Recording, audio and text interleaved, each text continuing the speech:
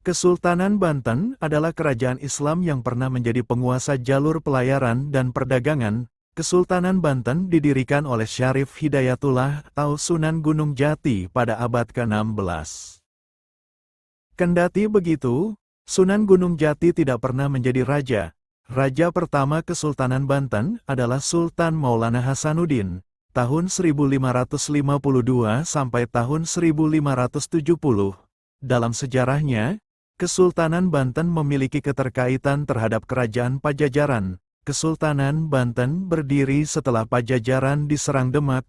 Kerajaan Pajajaran merupakan kerajaan bercorak Hindu-Buddha yang berhasil menyatukan seluruh wilayah Jawa Barat, dari selatan hingga utara, di bawah kekuasaan tunggal. Banten pun menjadi salah satu wilayah yang berada di bawah kekuasaan Pajajaran hingga awal abad ke-16. Setelah kekuasaan Pajajaran mulai merosot, Kerajaan Demak mulai melancarkan beberapa serangan ke Banten sekitar tahun 1520. Awalnya, penguasa Pajajaran berniat menjalin kerjasama dengan Portugis guna membantunya dalam menghadapi orang Islam di Jawa Tengah yang telah mengambil alih kekuasaan dari tangan para raja bawahan Majapahit. Akan tetapi, Portugis tidak menghiraukan permintaan mereka.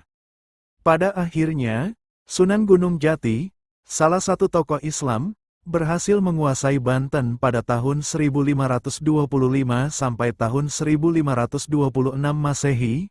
Kedatangan Sunan Gunung Jati ke Banten saat itu merupakan bagian dari misi Sultan Trenggono dari Kerajaan Demak untuk mengusir Portugis dari Nusantara.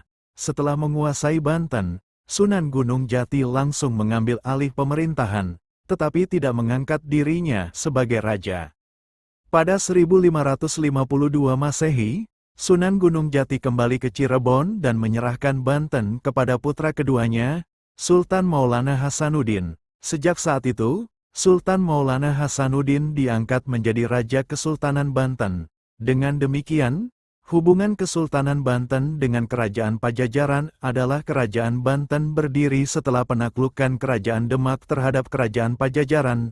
Pusat pemerintahan yang awalnya berada di Banten Girang dipindah ke Surosowan. Itulah sedikit cerita mengapa hubungan Cirebon dengan Banten sangat erat sampai saat ini.